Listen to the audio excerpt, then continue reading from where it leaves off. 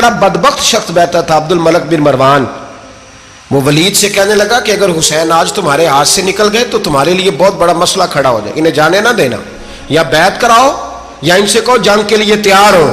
तो इमाम हुसैन रदी अल्लाह तआला अन्हु के कानों में आवाज गई तो फरमाने लगे, इब्ने मरजाना, अगर तेरे अंदर जुर्रत है तो आ सामने हुसैन के, इसके कानों में बातें ना कर, काना फूसी ना कर, बाहर आ मैदान में, शरारत ना कर, बाहर आ, मैं तुम्हें अभी बताता हूं कि हुसैन से मुकाबला करने का अंजाम क्या है।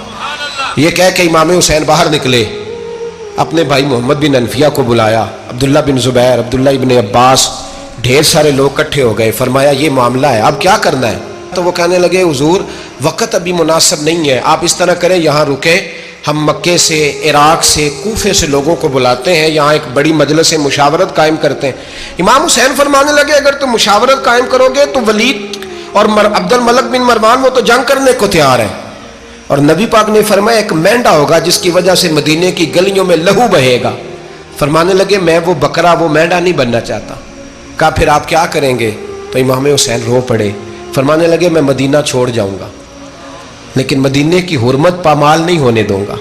इमाम अली मकाम आधी रात के वक्त निकले, सैयदा फातिमा का दरवाज़ा एक उस दिन था जिस दिन हज़रत मौला अली कूफे चले गए थे, और दोबारा आज ताला लगा जब इमाम हुसैन निकले। आप जन्नतुल बकी के पीछे खड़े होकर हुजूर का रोज़ा देखने लगे।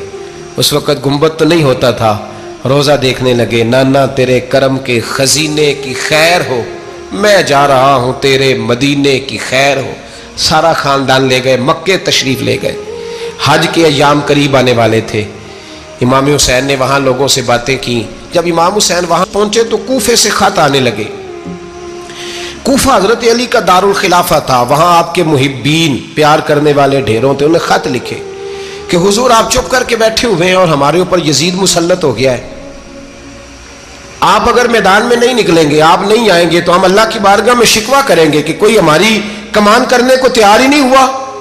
और वो खत 1 2 3 नहीं आए, वो खत इतने थे कि 3 बोरियों में भरे थे इमाम हुसैन ने, 3 बोरियों में। अब मजबूरी हो जाती है, हक के लिए कई दफा बात करना मजबूरी होती है, अगर नहीं करेगा तो फिर इसको भी कब्र में जवाब देना पड़ेगा। इमाम अली मकाम रदी अल्लाह ताला अन्हो ने मक्के में अब लोगों को जमा किया मशवरे के लिए। हर बंदे ने कहा हुजूर वो बुला तो रहे हैं पर अपने वादों के पक्के। कहा हुजूर वो पक्के नहीं, आप ना जाएं। हर बंदे ने कहा हालात ठीक नहीं, हालात ग्राउंड रियलिटी सही नहीं। यही मशवरा आज भी हर बंदा देता है, अभी हालात नहीं। इतने खराब हालात कभी नहीं हुए थे जितने इमाम हुसैन के दौर में थे। लेकिन फरमाया मैं दीन के खिलाफ गलत हुक्मरान को मुसल्लत होने की इजाजत, बोल के बताइए, बोल के, गलत हुक्मरान को मुसल्लत होने की इजाजत, मुज़ाहमत करूंगा, मुखालफत करूंगा। इमाम कहने लगे कोई बात नहीं, वो मेरे साथ चले ना चले लेकिन मैं कूफे जाऊंगा। वो लोग मेरे साथ खड़ा होने को तैयार है तो वो झूठ है या सच है, पर मैं चलूंगा।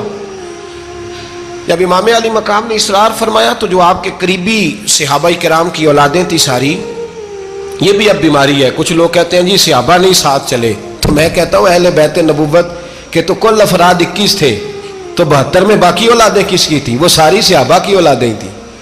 वो सारे, पता नहीं क्यों इस तरह का फलसफा बयान किया जाता है जिसमें हालात खराब हो। हजरत सैयदना इमाम अली मकाम को जब बहुत ज़्यादा कहा गया ना, तो इमाम हुसैन रदी अल्लाह ताला उन्होंने फरमाया चलो मैं एक काम करता हूँ, मुस्लिम बिन अकील को भेजता हूँ। हजरत अली के भतीजे हैं, इमाम हुसैन रदी अल्लाह ताला अन्हु के चचा के बेटे हैं, हजरत अकील के साहिबजादे मुस्लिम बिन अकील। बड़े समझदार आदमी थे, मामला फहम थे, बड़े जर्री थे। इतना जबरदस्त मशवरा कम लोग देते हैं जितना हजरत मुस्लिम बिन अकील देते थे। उनको भेजा गया कूफे। अब उसमें बड़ी तफसील है, वो अपने 2 बच्चे भी ले गए। जब वो कूफे पहुंचे ना, तो कूफे पर जनाब नौमान बिन बशीर की हुकूमत थी। आप गवर्नर थे और अहले बैत से बड़ी अकीदत रखने वाले, नरम रवैया। उबैदुल्लाह इब्ने ज़ियाद कूफे का गवर्नर नहीं था, ये किसी और इलाके का था।